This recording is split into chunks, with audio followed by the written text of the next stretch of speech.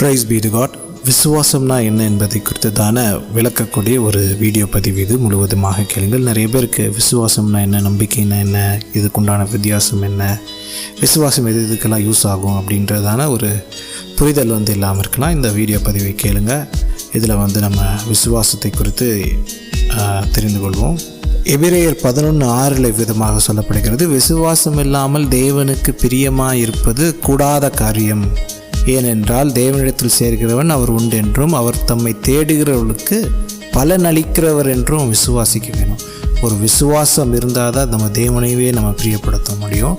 அப்படி இந்த விசுவாசம்னா என்ன, இதோடைய முக்கியம் என்ன? இந்த விசுவாசத்தினால் மலைகளே நம்ம பெயர்க்க வைக்கலாம். விசுவாசத்தினால் நீதிமான் பிழைப்பான், விசுவாசத்தினால் எல்லாம் கூடும். வேதத்திலையும் எபிரேயர் 11:3 பார்த்திங்கன்னா, விசுவாசத்தினாலே நாம் உலகங்கள் தேவனுடைய வார்த்தையினாலே உண்டாக்கப்பட்டது என்றும் இவ்விதமாய் காணப்படுகிறவைகள் தோன்றப்படுகிறவைகளால் உண்டாகவில்லை என்றும் அறிந்திருக்கிறோம்.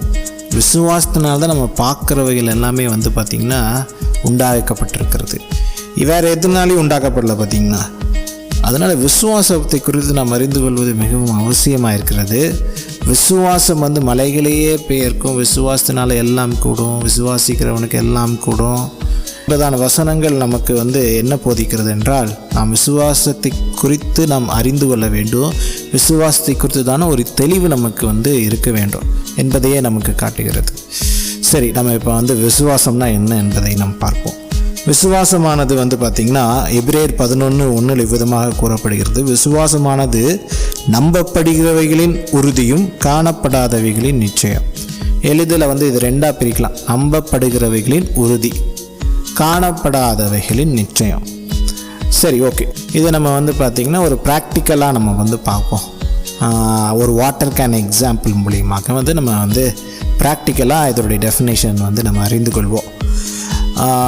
எல்லாருக்குமே நீங்கள் பார்க்குறீங்க, ஒரு வாட்டர் கேன் இருக்குது. இந்த வாட்டர் கேன் பார்த்திங்கன்னா தண்ணி விசிபிளாக இருக்குது, அதாவது பார்க்கக்கூடிய லெவலில் இருக்குது.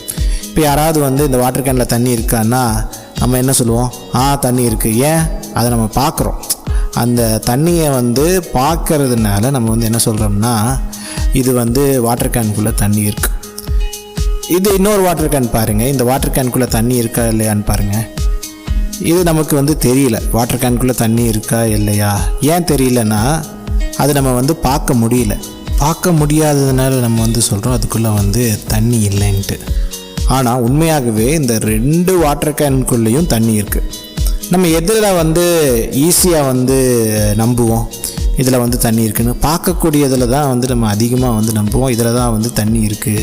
ஆனால் உண்மையாகவே பார்த்திங்கன்னா விசுவாசமானது நம்பப்படுகிறவைகளின் உறுதி. அப்படின்னா இந்த பார்க்க முடியாத இந்த வாட்டர் கேனுக்குள்ளே தண்ணி இருக்குது அப்படின்னு காணப்படாதவைகளின் நிச்சயம், அதாவது நம்பப்படுகிறவைகளின் உறுதி, அதுக்குள்ளே தண்ணி இருக்குது.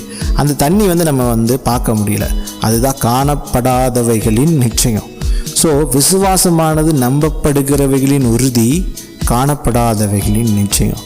இப்படி தான் பார்த்திங்கன்னா நம்முடைய ஒவ்வொருத்தரும் நம்மளுடைய வாழ்க்கையில் என்னென்ன தேவைகள்லாம் இருக்கோ அது நமக்குள்ளேயே இருக்குது, நமக்கு வெளியே இருக்குது. அதெல்லாம் காணப்படாமல் இருக்குது. காணப்படாமல் முடியாமல் இருக்கிறதுனால அது நம்மளுடையது அல்ல என்று நம்ம ஒத்துக்கொள்ளக்கூடாது. விசுவாசமானது நம்பப்படுகிறவைகளின் உறுதி, காணப்படாதவைகளின் நிச்சயம்.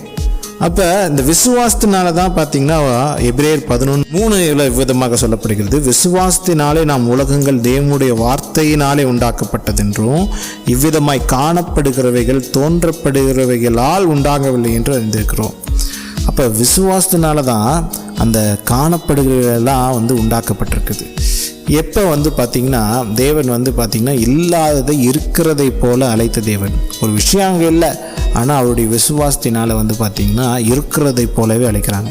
இப்போது இந்த வாட்டர் கேனுக்குள்ளே பார்த்திங்கன்னா நம்ம தண்ணி இருக்கிற மாதிரியே தெரில, ஆனால் நம்ம முழு நிச்சயமாக நம்பும் பொழுது, அதை நம்பிக்கை அது மேலே வைக்கும் பொழுது, உறுதியாக நம்பும் பொழுது அது நம்மளுடையதாக மாறும். விசுவாசமும் பார்த்திங்கன்னா அதே போல் தான் கிரியை செய்யும்.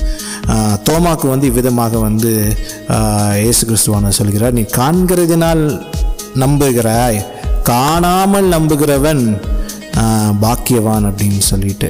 ஸோ ஒருவன் காண்கிறதை நம்ப வேண்டிய அவசியம் என்ன? ரோமர் 8:24 விதமாக சொல்லப்படுகிறது, அந்த நம்பிக்கையினாலே நாம் ரட்சிக்கப்பட்டு இருக்கிறோம்.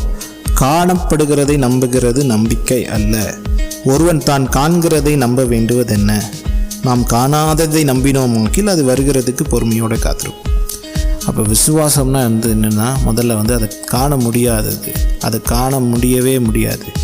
அப்போ நம்ம முழு நிச்சயமாக அது நமக்குரியது என்று நம்ம முழு நிச்சயமாக நம்பும் பொழுது அது நம்முடையதாகவே இருக்கிறது. அது வருகிறதுக்கு நம்ம பொறுமையோடு காத்திருப்போம். ஸோ உலகமே பார்த்திங்கன்னா ஆவிக்குரிய உலகம் விசுவாசத்தினால தான் இயங்குகிறது. காணாததை நான் நம்பினோமானால் நாம் அதற்கு வருகிறதுக்கு பொறுமையோடு காத்திருப்போம். விசுவாசமானது நம்பப்படுகிறவைகளின் உறுதி, காணப்படாதவைகளின் நிச்சயம். எல்லாமே காணக்கூடிய இந்த உலகத்தில் இல்லை, காண முடியாத ஒரு உலகத்தில் இருக்கிறது. ஆகவே நாம் அதை வருவதற்கு நாம் பொறுமையோடு காத்திருக்க வேண்டியது மிக அவசியம். கர்த்தர் தாமே உங்களை ஆசீர்வதிப்பாராக. ஆமென்.